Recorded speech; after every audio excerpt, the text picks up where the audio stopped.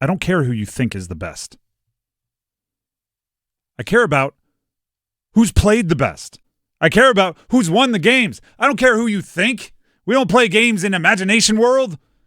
Who has done the best? Who has put together the best games, won the most? That's what I'm looking for.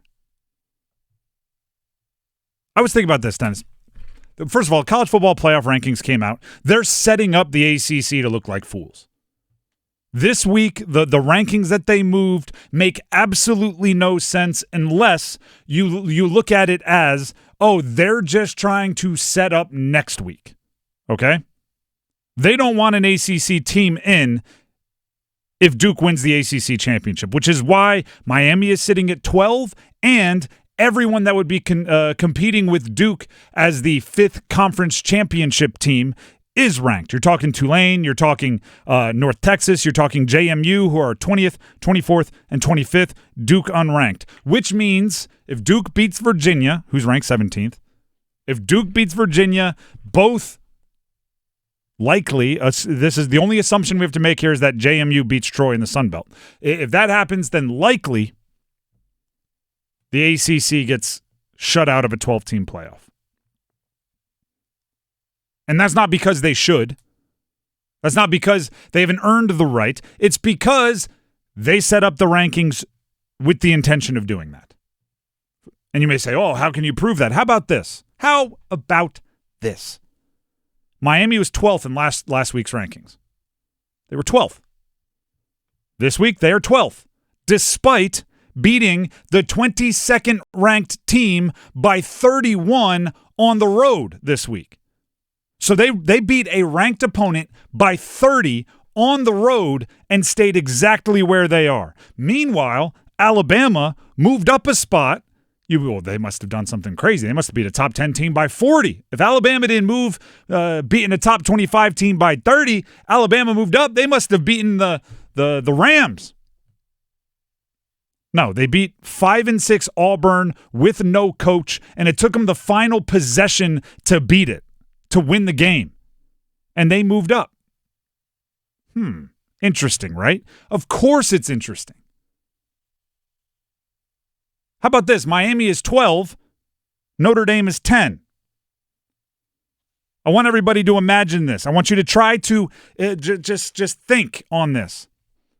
If Miami and Notre Dame were to play a football game, which is what we're trying to do here, right? We're trying to guess who would win football games.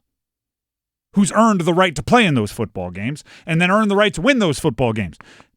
If Miami and Notre Dame were to play a football game, I don't know, with their current rosters, who would win? Obviously, the answer is Notre Dame, right? No, Miami did win. They played each other.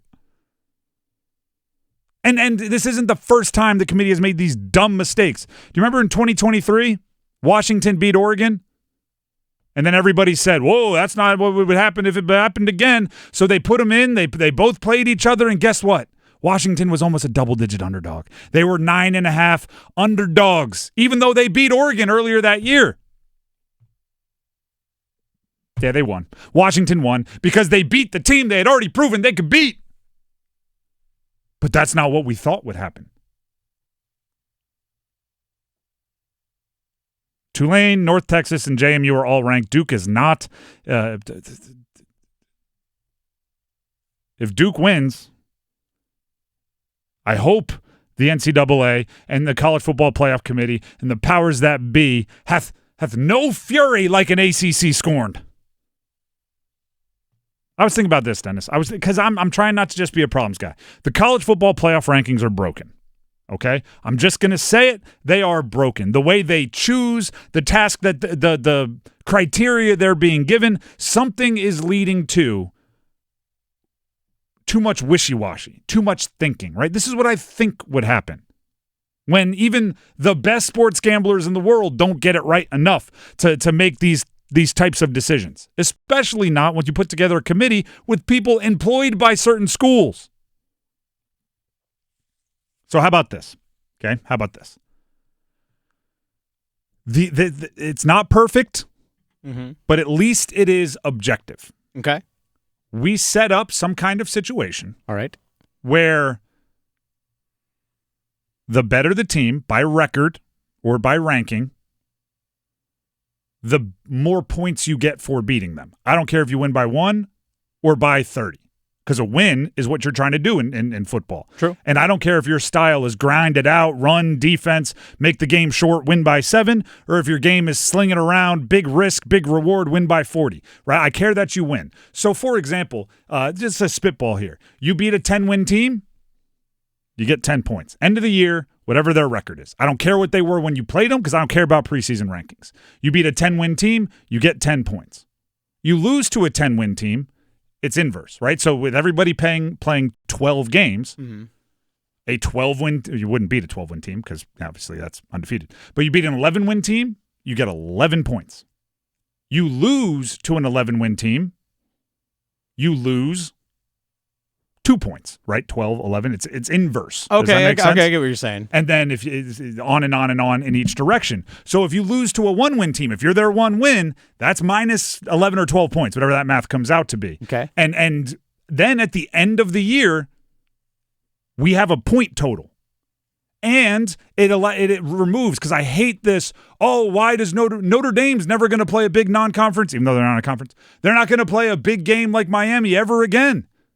Because they lose to Miami, they could have just beat up on Austin Peay, and then none of this would be happening. They'd only have 1 loss, and on and on and on and on. You can risk or not. You can schedule a whole bunch of nobodies, win those games, get few points, but you weren't risking losing any. Or you could go schedule juggernauts, and you win 3 or 4 of them. That's 30 or 40 points, and you get a huge value. That'll cover up a loss or 2. So, like, Texas losing to undefeated Ohio State would be like a -1. It'd be a -1, exactly. Okay. All right, I see what you're saying. Okay. And whatever, Texas is, what, a 10-2 team, something like that? 9-3. 9-3. Ohio State beating them, they get 9 points. That's a huge jump. Yeah. And by the way, I know it's not perfect. I'd have to think about it. But I'm just saying we have to do something to take away the trump card of the eye test. Right? Because what you just heard from Cole Kubelik, right? I don't know. If I just thought about these 2 teams, who do you think is the best? There's no answer to that. Other than I have tangible reasons why what you're saying is not the way it should be. But I can't argue with, it's my opinion that they're better. Okay. I mean, I disagree, but you're just thinking, right? You just watched the games and thought. And it's really tough, right? How about this? It gets worse and worse and worse.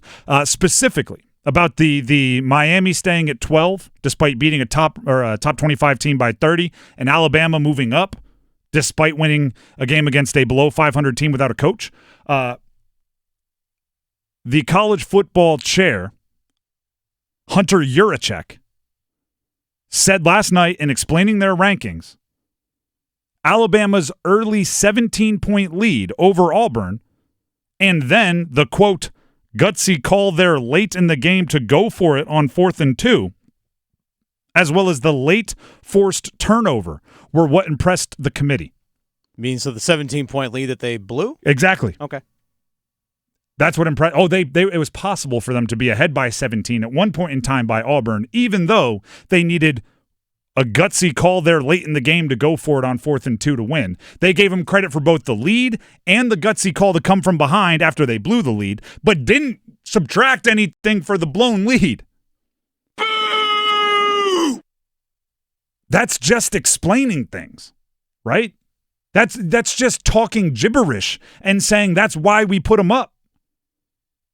And I can't argue with that, because if your criteria is you have to be willing to go for gutsy calls on 4th and 2, that's just bad criteria, but it's your opinion. You're a committee. You're in there making decisions.